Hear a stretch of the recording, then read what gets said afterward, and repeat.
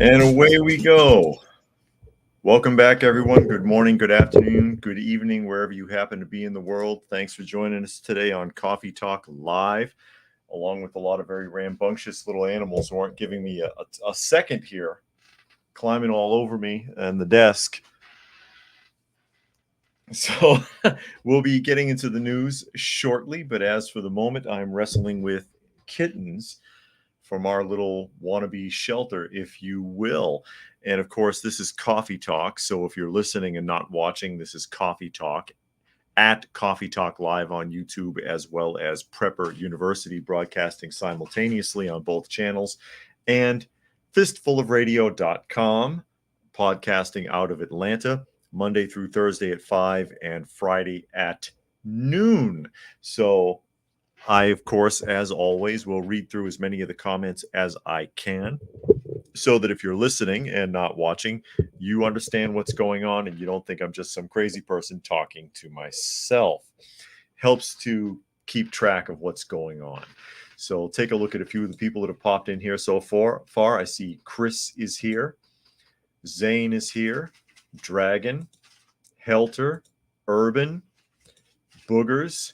Cyberjack Sr., Lone Star Savage, John is here, PV is here. It says, in the midst of a mini heat wave here, us Brits are not used to any sun, just wind and rain. And all people is here. And yeah, cats are being very rambunctious today. I don't know what they've gotten themselves into over there with all the noise they're making. I see Bob is here. Hello, Bob. How you doing today? Glad everybody who can join us today. Anarchy is here. Hi and happy Friday from rural Minnesota. As we get going here at the beginning of the hour, taking a look at some of what is in the news today of any particular interest at all. And just also for the record, taking a look at shadow banning in real time.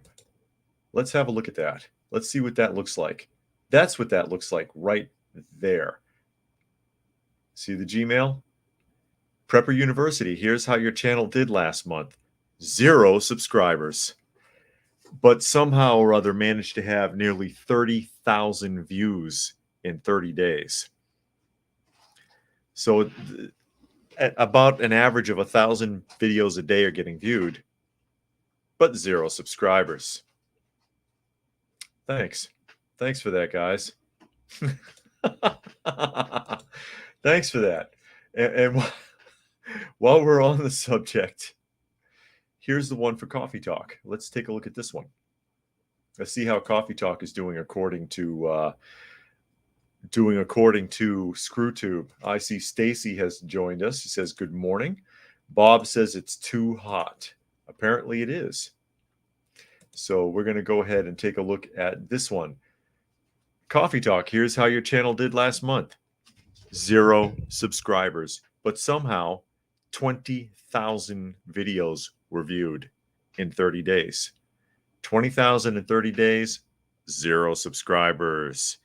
I wonder if anyone's getting shadowed. I wonder. I'm just throwing it out there. Because that is very suspicious.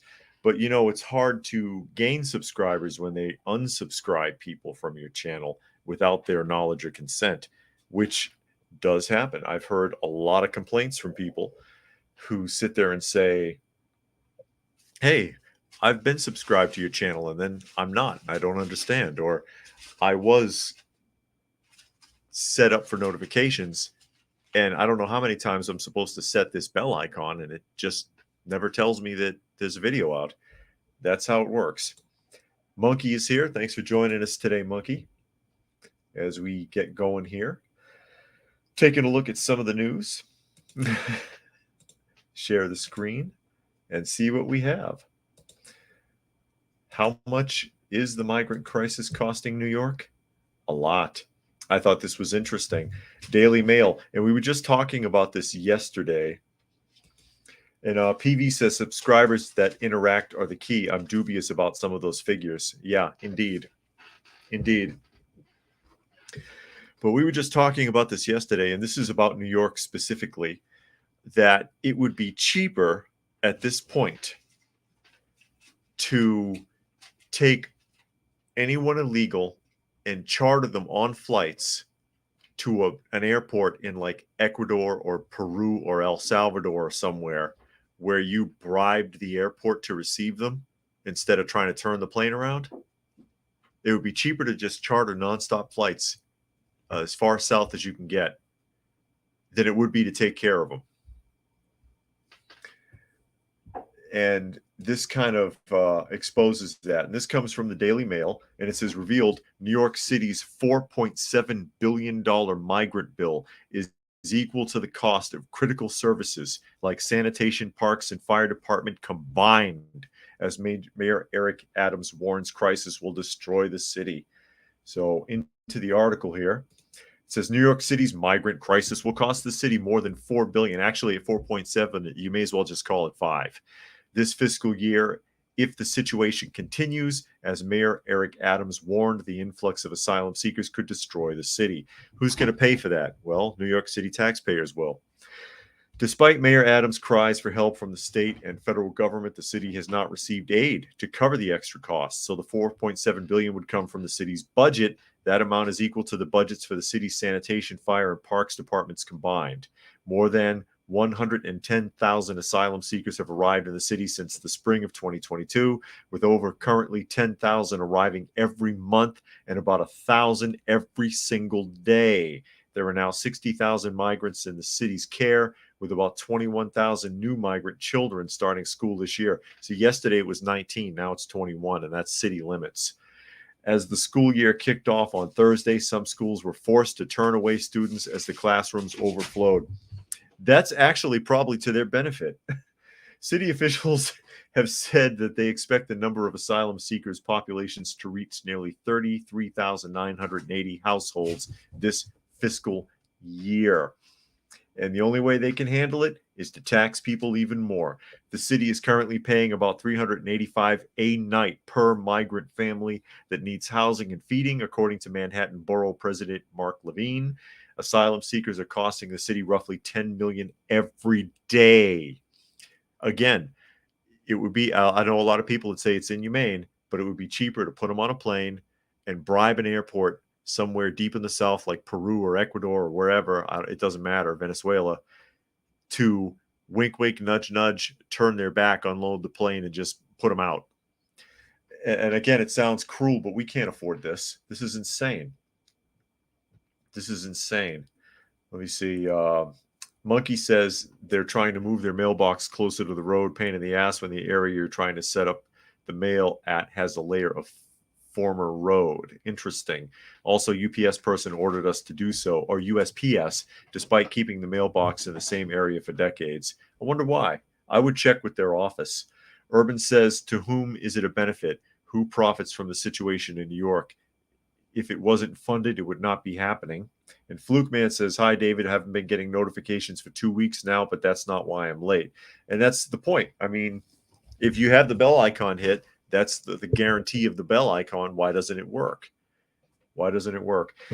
Dragon says Adams could cut the cost just by stopping illegal immigration and enforcing immigration laws. Legal immigration controls the number of immigrants. Yeah, but then he can't pretend to be liberal and care. These people don't really care. It's an act. It's political theater. It's political theater.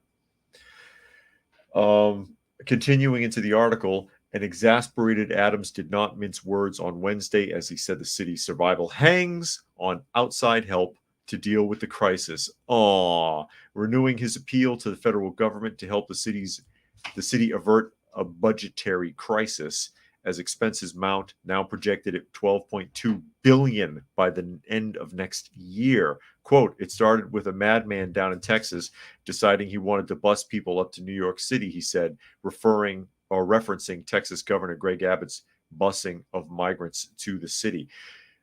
Well, you know, what else is he supposed to do with them? They won't let him send them back across the border, and they can't afford them either.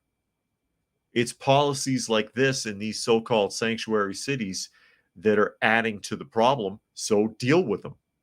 You were making fun of Abbott for his crisis a year ago and other states like that when it was their problem. Now that it's your problem, you're going to pieces and you want the government to fix it. You want to fix it, get rid of them. You need to put them back where they came from. And like I said, it's just it sounds cruel, but it is what it is. Ali says not as late this time. That's okay. And PV says people are sitting back watching the country erode from within. We lost our country. Don't lose yours. No kidding.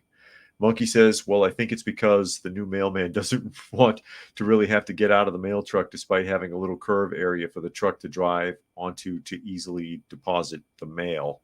Interesting. So he's being lazy, basically. Yeah, I would check with their office to see whether or not that's actually being required or what before I proceeded. But yeah, this is the state of affairs now. This is what it's boiled down to. But what else is places like Texas supposed to do? Where are they going to put them? They're supposed to take care of them all? Why? So you can make fun of them for not being able to handle it, which is what you've done. And now what? Now it's on your back door and you can't take it.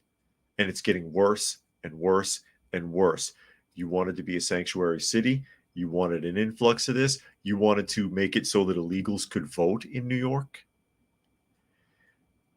You want to make it legal for them to work so you can tax them. You don't care about these people. What are you doing? What are you doing? They need to be put back where they came from. We can't afford it. We can't afford it. And they always want more money. They always want more money. Helter says, remember when Biden said there is no crisis at the border, or when Mayor Adams said New York was a sanctuary city, all are welcome. Elections have consequences. Yeah, that was then. That was political talking points. They didn't think they would have to do anything.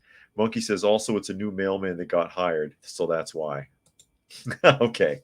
Fluke Man says, why only transport migrants by bus, not train? Buses are cheaper. Buses are cheaper than cross-country trains nowadays. Urban says they are not undocumented. Each one has been bought and paid for by someone. How do the human traffickers stay above the law? Have we seen even one on trial? Clearly, traffickers pay a head tax.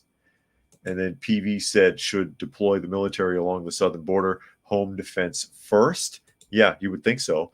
And Monkey says the Democrats should just say we're getting these guys here just to vote for us at this point, since no one is going to do anything in the U.S. And Cruising says they walked here. Why not chain them and walk them back? Oh, my. And Rock Valley says hello from the 18th most violent city and 11th worst drivers city, Rockford, Illinois. Rockford, Illinois. Zane is here. He says, hoy, y'all. And PV said doing some tasks, listening in the back here. What are you guys doing? They're over there tussling in the corner, wrestling and carrying on. Uncle sitting there staring at them. And all I hear is thumping and banging the whole time I'm trying to read. That's what you get when you deal with cats. But, you know, speaking of the migrant crisis, and since the two biggest sanctuary cities are the ones that whine about it the most, now that they're the ones that have to deal with it, we may as well shift gears from New York to Chicago. And this is an article from Fox News. And it says backlash. Oh, no, that's the wrong one. Got the wrong one open. Is it up? There we go. Chicago mayor plans to relocate nearly 1,600 migrants from police station to tents before winter. Why are they in police stations? Chicago Mayor Brandon Johnson, who is about as bad as Lori Lightfoot, so they went out of the frying pan into the fire hiring this guy, plans to relocate the city's nearly 1,600 asylum-seeking migrants currently living in police stations to winterized camps with big tents before winter. Why? You know, that is a huge conflict of interest to have them lined up in police stations as makeshift shelters. That looks like a third world country. That looks like a third world country. That is ridiculous. Is that, yeah, this is it in the video there. Unbelievable. Let's just pile them up in the police station. That's insane. In an interview with the Chicago Sun-Times, Johnson said the relocations will happen before the weather begins to shift and change. Each of the massive tents will be able to hold up to 1,000 migrants, the mayor said. And under his plan, the camps will provide meals as well as recreational and educational programming. Oh my God. That is crazy. And who's paying for that? Currently, 16 shelters in the city house 13,500 migrants, and more arrive every day. Remember, we were just reading an article this week about the fact that they've been housing them at the airport. The newspaper reported the cost to shelter the 13,500 migrants cost the city about $30 million per month.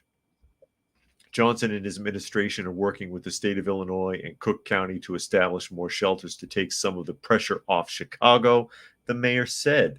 Quote, "These families are coming to the city of Chicago. If we do not create an infrastructure where we're able to support and, quite frankly, contain these individuals who have experienced a great deal of harm, individuals who are desperate." Do you mean like your constituents? That type of desperation will lead to chaos. You already have chaos. Johnson's office did not immediately respond to inquiries from Fox News Digital on the matter. I bet. Chicago and other cities have struggled to house and provide services amid an influx of migrants bused from Texas, an initiative by Governor Greg Abbott to push back on federal immigration policies. And again, I can't blame them. If they're overwhelmed, what else are they supposed to do? Keep paying for it? You wanted this, you pay for it. I totally get it. And that's outrageous. That's outrageous. I want to know how that Middle Eastern family got across the border. Those people are not from South America. You can tell in the video they're not from South America. That's crazy. That is crazy. Let me catch up some of these comments. Monkey says that's definitely safe. Put the migrants in police stations. Definitely nothing bad's going to happen. Well, at least they won't have far to go when they break the law if they arrest and convict them.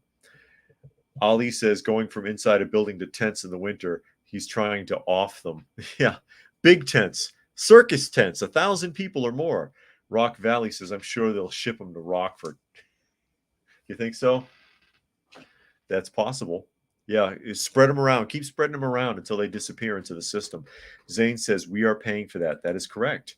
Urban says, tents. I said it before. I'll say it again. Send them to Martha's Vineyard. Lots of big houses and backyards. Lots of extra rooms for safe injection areas. Fluke Man says, great. Expand. The tent city has 24 hours outside toilet. Booger said a little off topic, but what do you guys think about Liberty Safes giving the FBI backdoor access codes to gun safes? Well, you know, it doesn't matter if they have the codes or not.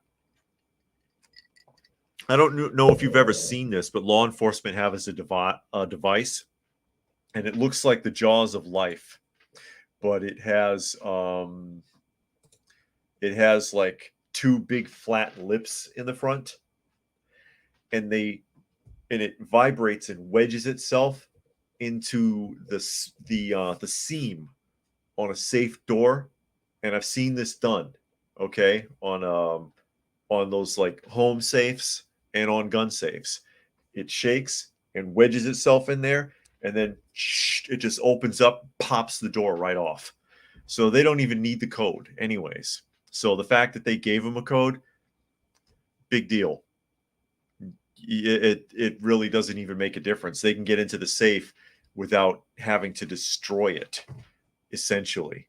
But yeah, they do have a device that does that. It just pries it open until the seam opens up past where the bolts interconnect, and then the door just pops open. Where are we here? Nature Nerd says Washington State is top 3 in a lot of really bad lists, like most drug overdoses, homelessness, highest minimum wage, and highest gas prices, and highest property crime also. And then Dragon says $30 million a month. People in Chicago should stop working for a month. Let's see where the city gets the money to pay for this. Come on, babies. You guys are all over me today. And Victor is here. He says everyone but South Americans come from south of the southern border. Yeah, it sure seems that way, doesn't it? And Helter said tents will only be good for a month or two.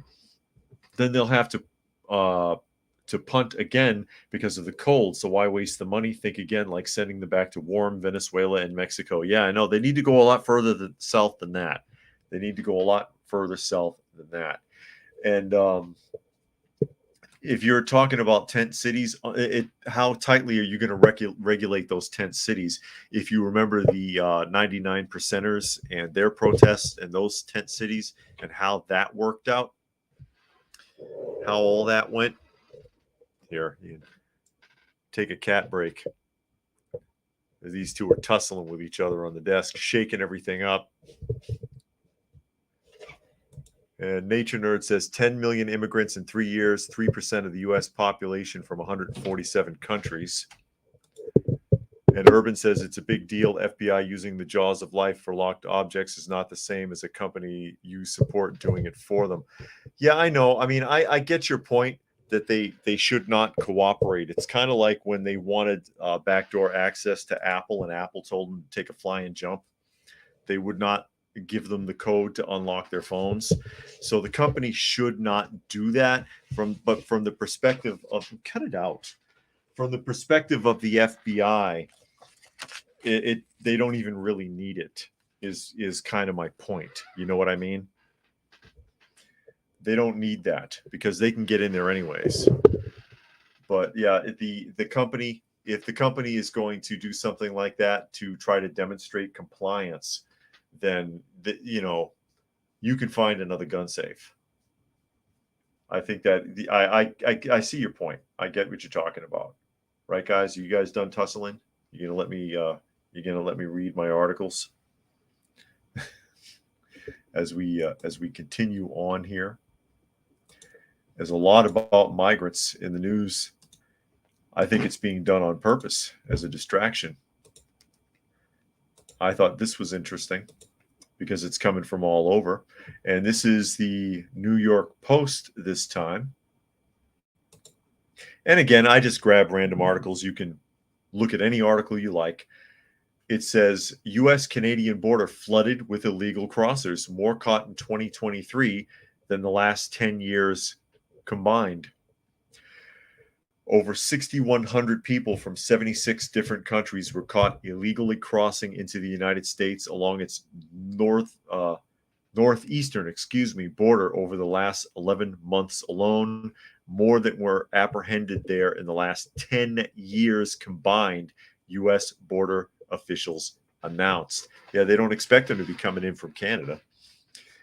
Swanson sector agents are resolute and determined to hold the line, said Chief Patrol Agent Robert Garcia in a series of social media posts on Tuesday. Garcia's sector stretches nearly 300 miles across the U.S.-Canadian border in New York, Vermont, and New Hampshire. That's a lot of area to cover. The announcement included trail photos showing groups of migrants stealing through the woods with luggage under the cover of dark. There they are. Chief Garcia has previously issued warnings about alarming surges of illegal crossings at the border this year. In February, he issued a memo requesting a quick turnaround of agents be sent to his sector from the already inundated southern border, citing a nearly 850% increase in illegal crossings from the year prior since October. Look at this. And they don't look Canadian to me. A recent photo of migrants darting through the woods across the U.S.-Canadian border. He cautioned us about the strain caused by the surge of primarily Mexican migrants with no legal documents. According to the memo obtained by Fox News, Chief Garcia is a phenomenal agent. If he's asking for help, we do know that we've got a problem up there, said former Arizona Border Patrol Chief Chris Clem after the memo was leaked. How are they getting all the way to Canada and then still coming in here? Why don't you stay your butt in Canada? Unbelievable. Nature Nerd says Mexico needs to crack down on who flies to their country. Well, I think they go a lot further south than that to get started, don't they? But that's saying something when they're coming across all borders. I mean, all borders are being invaded. That's ridiculous.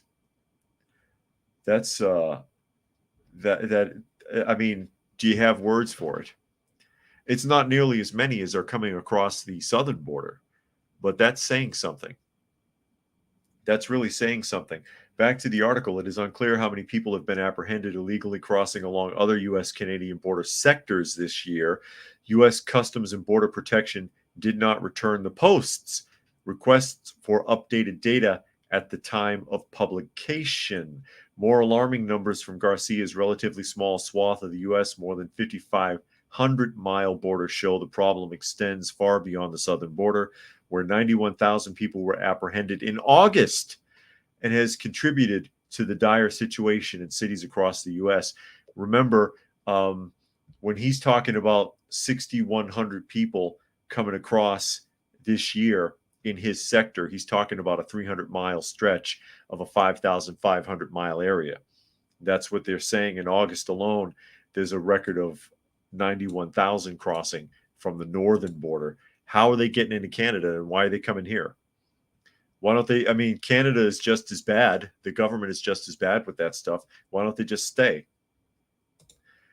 Nature Nerd says Justin Trudeau is so bad that no one wants to stay in Canada. Yeah, it wouldn't be funny if it was actually Canadians crossing the border trying to escape. Helter says irony here is the migrants have been flowing from the U.S. to Canada for years. Hasn't given a flying rat about it, but when migrants head from Canada to the U.S., illegal crossings are a problem. Monkey says they're crossing in areas where there are towns rather than doing it out near the North Dakota-Montana border with Canada. Yeah, that's because they don't want to die out there. Urban says Canada has our own undocumented border at Roxham Road, a small country road just south of Montreal. The RCMP accepts them across the border from the U.S., carries their bags and taxis them into town. That's ridiculous. And Victor says our borders are controlled by cartels that are working without government. Working with, you mean with our government? It says without government. As we travel on down the line, that's enough about the border crisis. Oh, I see our little tiger stripe friend has decided to sit in the chair. Thank goodness. The other one's in my lap now. For those of you who can't see, of course, I am surrounded by stray cats that we're taking care of here. Yeah, Victor, no problem. He says our. Sorry. It's all right. Typos happen. No big deal. This is something about one of the presidential candidates. A lot of people seem to like this guy. He says all of the right things, but a lot of people say all the right things. It doesn't mean they're going to do the right things. One thing that I don't like about, the one thing I do like about him is that he talks off the top of his head. He doesn't need to be told what to say. What I don't like is how fast he talks. He just tears in. He's like the guy from the Micro Machines commercials back in the 80s. Monkey says, I heard that before 9/11 you can drive into Canada from the U.S. with only a driver's license. I've never been to Canada. But this is from Benzinga. Benzinga is the article. GOP candidate Vivek Ramaswamy emerges as Second Amendment absolutist, supports gun rights for convicted felons. And there he is there. Republican presidential candidate Vivek Ramaswamy has articulated his belief that convicted felons should be permitted to carry guns. According to Politico, Ramaswamy shared his views on a podcast hosted by former New York Governor Andrew Cuomo, which is set to air on Thursday. During the discussion, Ramaswamy, who identifies himself as a Second Amendment absolutist, was asked to elaborate on his stance. The candidate responded affirmatively when questioned if everyone, including past felons, should have the right to own and carry weapons. He added that he considers concealed carry and constitutional carry to be important. Ramaswamy stated that background checks are an absolute legitimate part of the process, and he believes that law-abiding gun ownership could deter many violent criminals from roaming the streets with firearms. I get that point. The GOP candidate also touched upon the topic of high crime rates in cities, the inadequacy of mental health resources, and the need for more support for police officers during the podcast. We used to have stronger mental health resources, but they passed laws decades ago basically closing down most of the mental institutions in the country and putting all those people in the streets because it was a violation of their rights.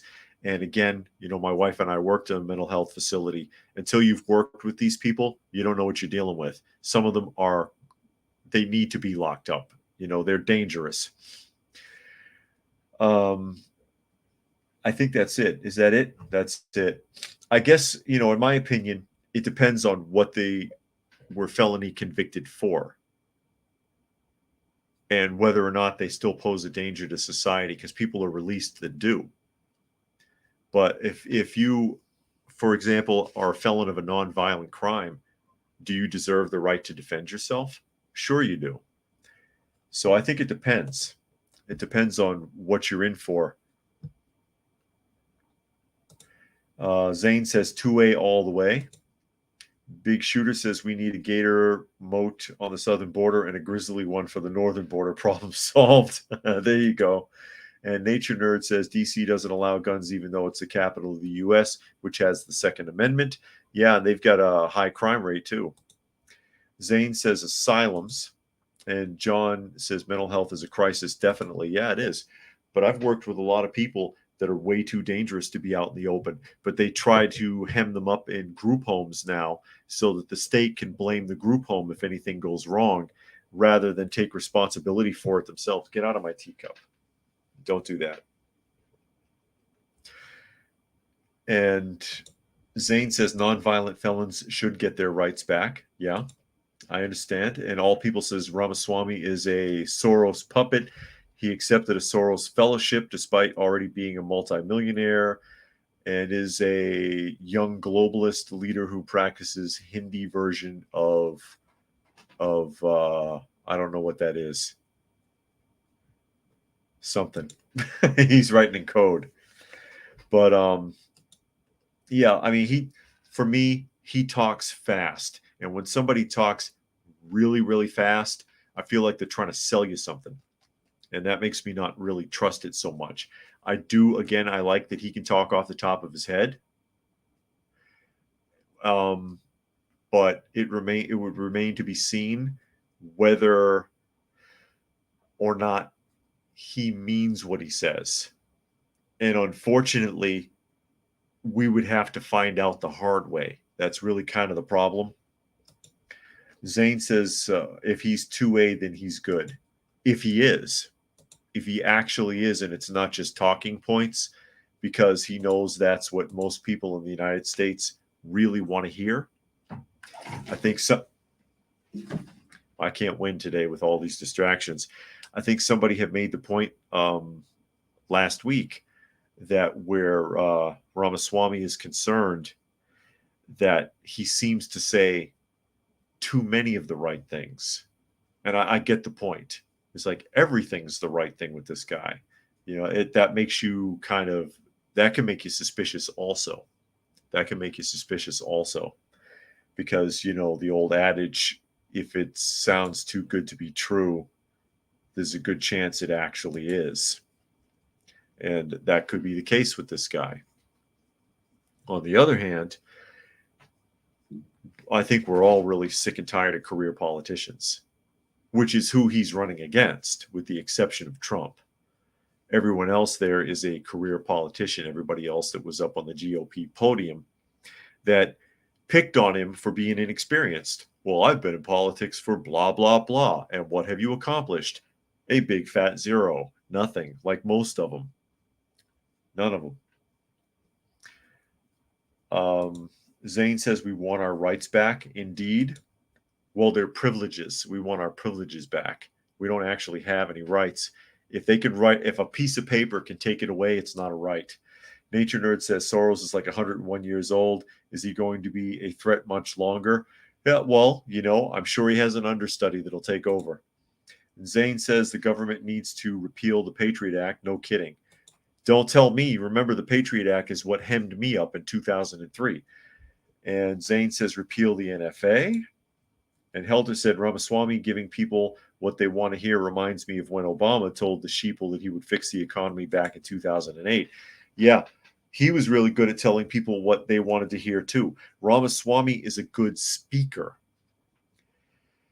And that's how Barack Obama has been described. Oh, he's the great orator. He's a great speaker. Personally, I don't think that Obama is a good speaker. I never thought he was good. I think he sounds really snarky. He sounds like a smart mouth. He sounds like an I told you so kind of guy, and he likes to rub your face and things. And like he's talking down to you. So I never did like his approach. I never did like Barack Obama's approach. Ramaswamy is also a good speaker. He's good at articulating himself, but like I said, he sounds like a used car salesman. He's too fast. He's too fast. It feels weird. PV says should never allow career politicians. They learn how to play the system, play the people, and feather their own nests at the cost of you and I. And Brian says nobody for president. Start leading yourself. If we could be an anarchist society or a Greek city-state society, that would be nice, but that's not going to be the case, unfortunately. PV says max of 2 terms per person at all levels. Again, they are the ones that would have to vote for that, so it's never going to happen. And Victor says, reminds me of when Trump claimed to drain the swamp and then hired swamp creatures. Yeah, well.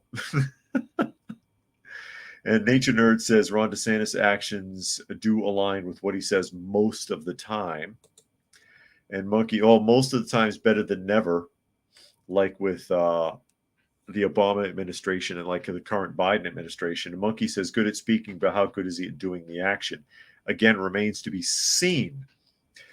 And All People says Ramaswamy uses a neuro-linguistic speech pattern to entrance his audience and follow the orders of his Soro overlords by saying all the right words, holding all the right positions. And John says statism is a mental illness. Taxation is extortion. I know I need to put that on a t-shirt. Taxation is extortion. And I should also put on a t-shirt, you can wake up the sheeple, but there's still sheep. I should do that. Somebody is telling me I should sell t-shirts. I don't know how that works or if anybody would actually buy one. And Johnny says, sorry I'm late. Most anyone can be is a good speaker when you have a teleprompter. Yeah, but I don't think Ramaswamy uses one. So he's speaking off the top of his head, same as Trump, which I can appreciate better. At least it's actually, then it's not like a prepared speech that somebody else wrote. Urban says the big mystery of the Trump administration is why he chose Mike Pence as his vice president. Because Mike Pence checked all the right boxes. He sounded like he was going to be on board, but being a career politician, did what they all do, stabbed him in the back at the first opportunity. No sense of loyalty. That's what happened. And PV says, wonder how many people would vote for Alex Jones if he ran. A lot, probably. A lot. And besides, also, if Pence wasn't doing good, it's not like he could be fired as vice president. It's not that simple. All People says do not trust or vote for or support Ramaswamy. He's saying Ramaswampy, actually. Zane says taxation should be dialed back. It should, because our money is being misused and misappropriated. If they were good stewards of the money and it was going to things that I felt were justified, or most people, I should say, felt were justified, I could say, okay, I get it. But a large portion of the money isn't. They could operate on half of what they're collecting in taxes now if it was spent properly and give us all a damn break.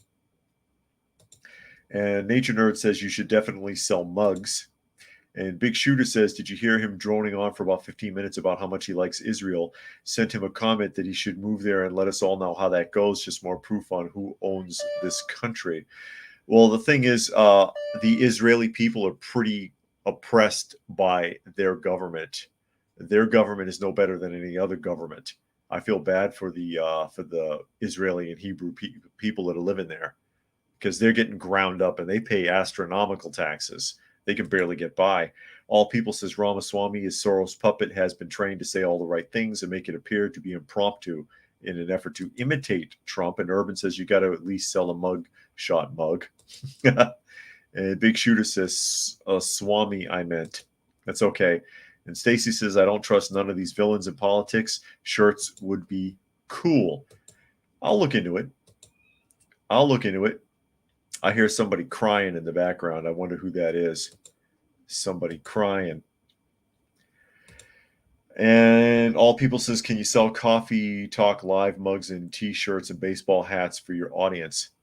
If you guys are serious, because I'm not trying to go all commercial, but if you guys are serious, I'll look into it, really. And Zane says, yeah, the Israeli government might implode. Yeah, they've crushed their people. It's not what it was set out to be. The government is completely separate from the people, completely separate from the traditional religion. It's crazy out there. It's crazy out there. I've talked to some people from Israel, and they're like, God, I don't know how we make it. And Big Shooter says this is true. And John says Luciferian Zog NWO, we have to wait for the fall. Yeah, well, you're going to be waiting. Sooner or later it'll happen, but you'll never know when. This is something I would like to see happen. And this comes from Newsweek. This is a Newsweek article. And it says Jimmy Fallon is getting canceled. Oh, I hope so, because he is a big sellout. He makes me think of the guy from the media on V, because you remember V in the movie V and in the storyline of V, the media is who he goes after second. First, it's the police, then it's the guy who represents the media, because they're sellouts. And Jimmy Fallon is in with the in crowd, sellout, but he's been getting into a lot of trouble recently. And it's not something I would normally talk about, but I can't stand people like this. I can't stand toe the line people like this who will say anything they're told to say to keep their job and mislead people and abuse the luster that comes with their celebrity status. It says Jimmy Fallon's image as NBC's affiliate Funny Man has taken a hit after several unnamed employees stepped forward with allegations of mistreatment on the set of his long-running program, The Tonight Show, starring Jimmy Fallon. It hasn't been good since Johnny Carson left. I didn't even like Jay Leno in that position. And Jay Leno is one of the first ones to start transforming into a big kiss ass on that show. After rising to popularity on Saturday Night Live, the comedian entered the talk show arena in 2009 with Late Night with Jimmy Fallon. 5 years later, he would take over from Jay Leno as host of The Tonight Show in 2014. However, 14 former employees and 2 current staffers on the show have alleged to Rolling Stone that The Tonight Show has been a toxic workplace for a number of years, with a high-pressure environment and erratic behavior from the host. With the show having gone through 9 showrunners over the past 9 years, the staffers shared allegations of working in a pretty glum atmosphere, where they claim they faced intimidation from their bosses and Fallon himself. Of those who spoke with Rolling Stone, 7 people said that their mental health has been negatively impacted by the purported working atmosphere behind the scenes. They also said that it became commonplace for staffers to refer to the guest dressing rooms as crying rooms, as the space has become spots of refuge for those upset by their alleged treatment. And it's kind of funny that it's always these types of celebrities that are very heavily showcased, that when you hear from people that have to work with them and deal with them on a daily basis, you find out that they're monstrous to the employees that they work with. And I've mentioned that several times, where Ellen DeGeneres is concerned, that she's known for being horrible to people, but she is put on a pedestal as how wonderful she is all the time. It's incredible. Nature Nerd says Israel is protecting their culture, people, borders, unlike ours. John says Fallon has something in his ear, trying to get me in trouble, John. Actually, if I said that, I probably wouldn't get in trouble, because ScrewTube seems to like that kind of stuff.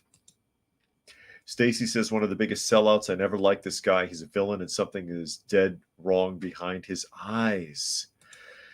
Helter says an excellent example of biting the hand that feeds you. Hope they bite it off completely. And the funny thing is, too, they will eat their own. I mentioned earlier Jay Leno, but they tore Jay Leno apart when he was on The Voice for making a joke about Koreans eating dogs. And they, that's unfair and that's racist and all this other stuff. And you really haven't heard much from him since that occurred because they tried to cancel him. And he's been spoon feeding the messages for years, toeing the line, kissing up, doing whatever he's told. And they turned on him quick. And Koreans do eat dogs. It's considered a luxury. Ask anyone in the military been deployed in Korea, tell me they don't eat dogs there. It's the truth. Dragon says this is what happens when you employ a bunch of self-entitled drama queens so you can tick political check boxes instead of just employing people to do the job based on talent or ability. Urban says every once in a while I would catch Jimmy Fallon on TV and never heard anything funny. I didn't think it's funny either. I haven't watched that stuff in forever. He basically does the line, then stares off at the camera audience with dead eyes, no humor behind those eyes. Yes, because he's just reading cards. He's reading a teleprompter. John says commies always eat each other. And All People says a study of the history of The Tonight Show shows it began to become both political and vulgar with the retirement of Carlson and hiring of Leno, and has become more so since then. Yeah, and that's basically what I said. I haven't seen a study on The Tonight Show, but that's what it felt like to me. It started off with Jay Leno. It was okay, but it seemed like he was pandering more and more towards certain ideals. And then I was just like, nah, I don't want to hear this guy anymore. I couldn't watch it anymore. It was dead.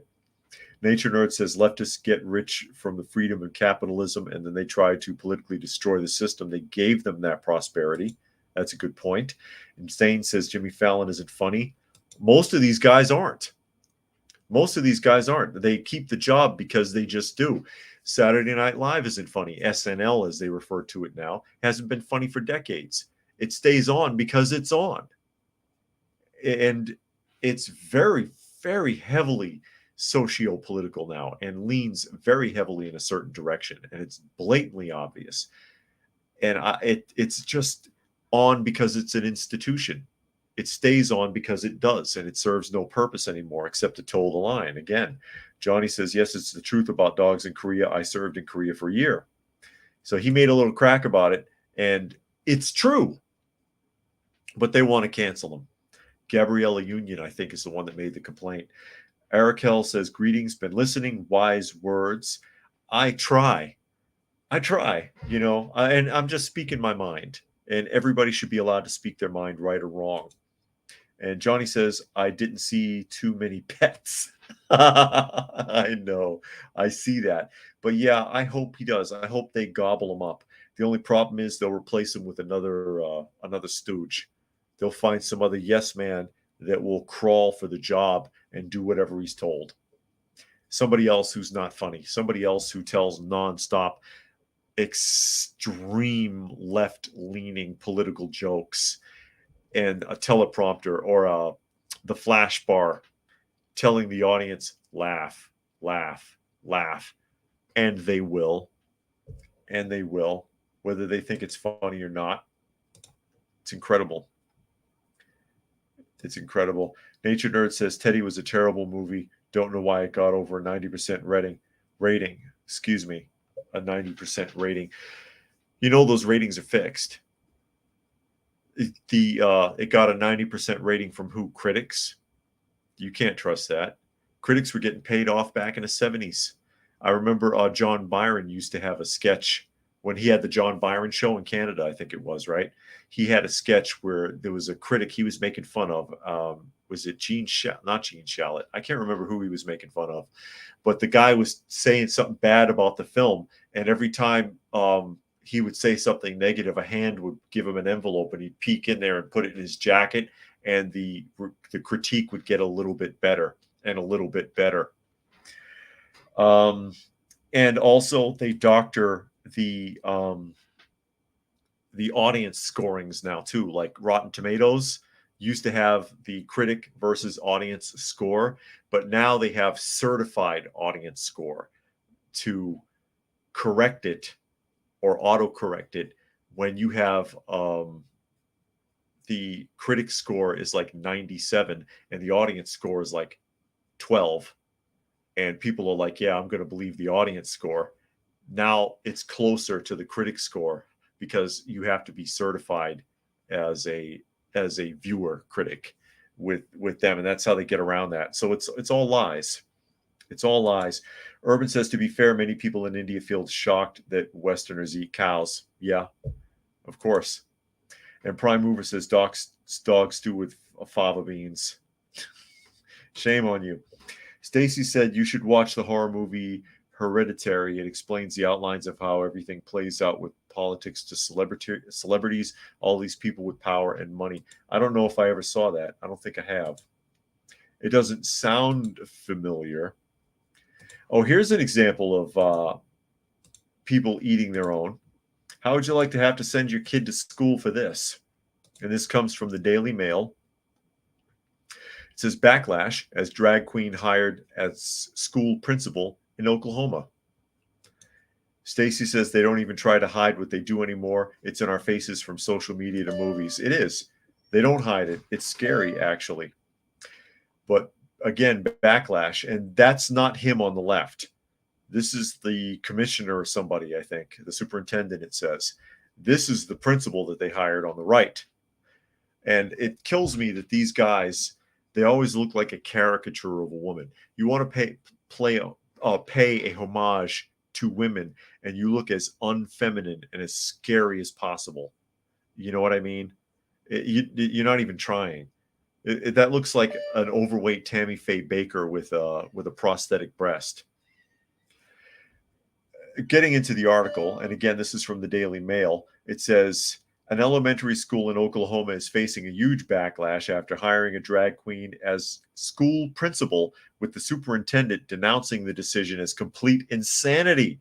Ryan Walters, pictured left, superintendent of the state of Oklahoma, has called for the immediate termination of the drag queen who goes by the name Chantel Mandalay.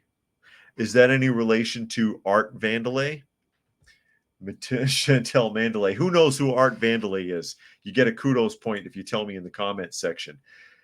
Walters, a vocal opponent of the move, slammed the hiring decision by Western Heights School District and told Fox News Digital, it's outrageous to have a drag queen running a school, here in Oklahoma, that doesn't line up with Oklahoma values.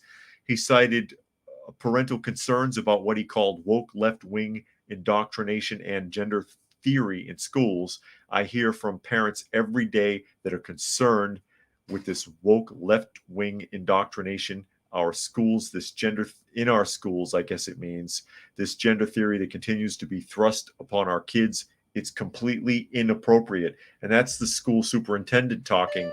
And yet it still happens.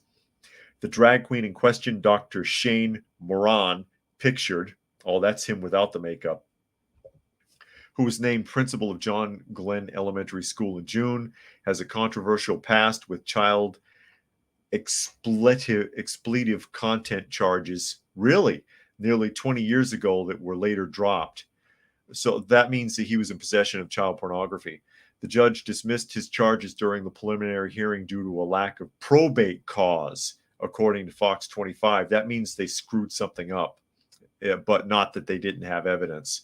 However, the school district defended the hiring, emphasizing the individual's qualifications and outstanding reputation. Wow, that's interesting.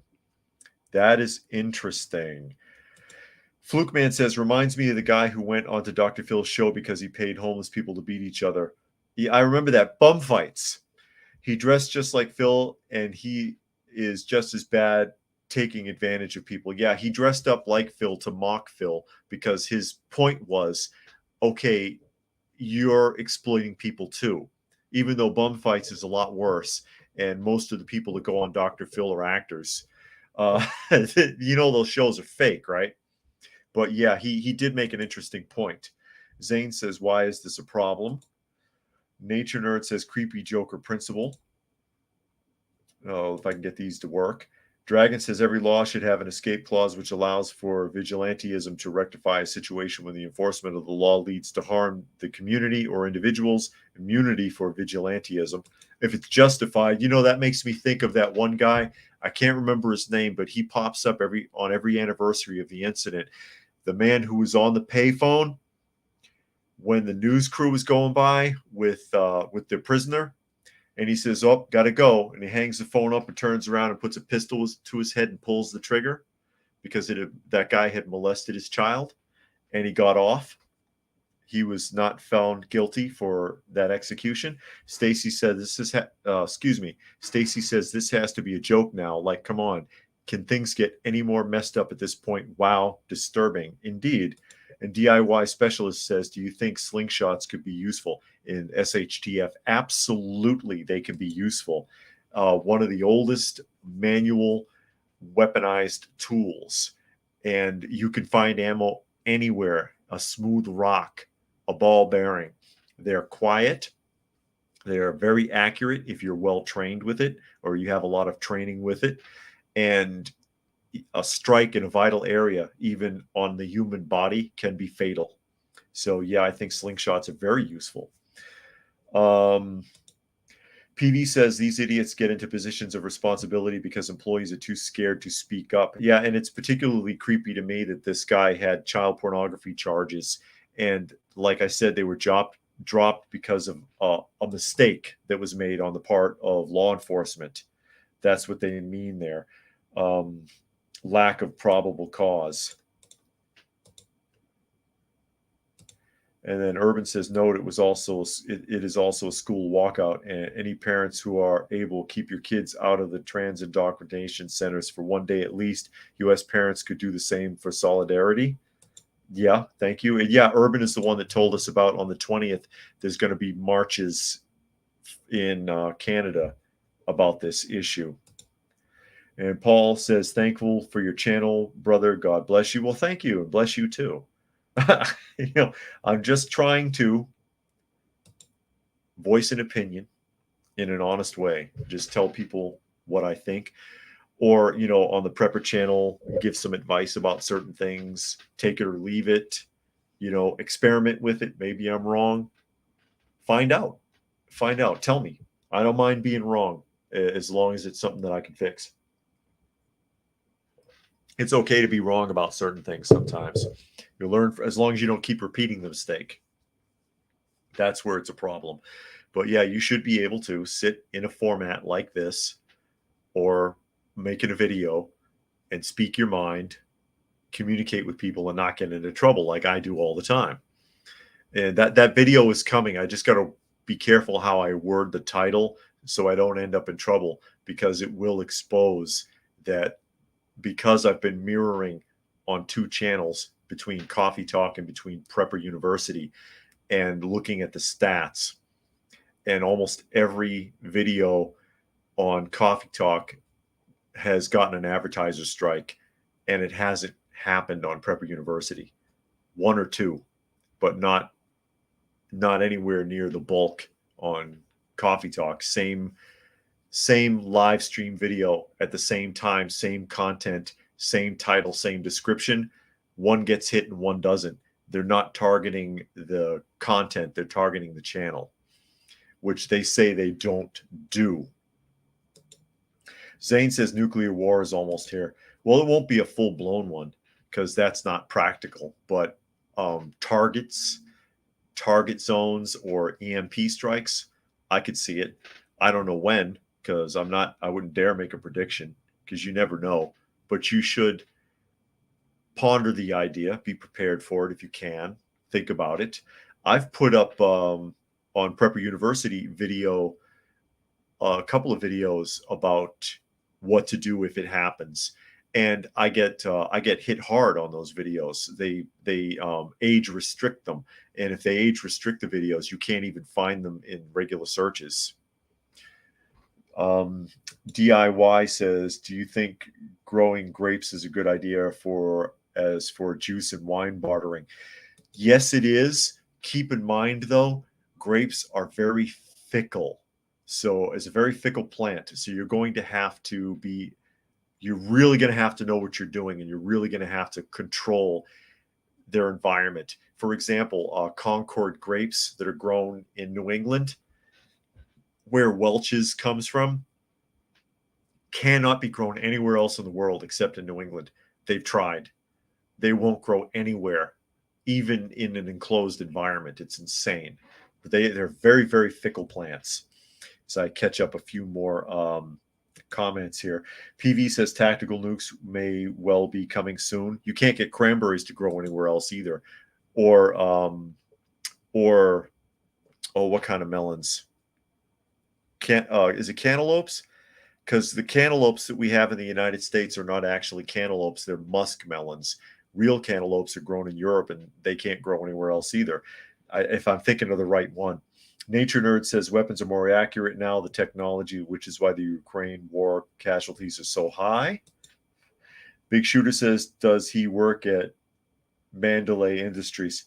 Vandalay Industries. You're asking about that. Yeah, Art Vandalay is the pseudonym of George Costanza on Seinfeld. When he was pretending to be someone else, he always said his name was Art Vandalay, professional architect. Zane says, I'm almost 100% convinced it will happen soon if Russia is not taken down. And Urban says, take it from the monks, stick to beer, mead, and lentils. Yeah, there you go, Urban. Good advice. Anyways, with that, I will go ahead and sign off. Thank you, everybody, for joining us today. Much appreciated. Thumbs up if you don't mind. It doesn't help with anything, but I appreciate it. Again, this is Coffee Talk. So you're listening to at Coffee Talk live on YouTube and also on Prepper University on YouTube. And you can find me on fistfulofradio.com, fistfulofradio.com, podcasting out of Atlanta, Monday through Thursday at 5 and Friday at noon. Check it out if you don't mind. And no, I have no more felines to show you. My wife came home and they all ran to greet her, so I'm alone in here. Anyways, once again, thanks for joining us, and we will see you come Monday.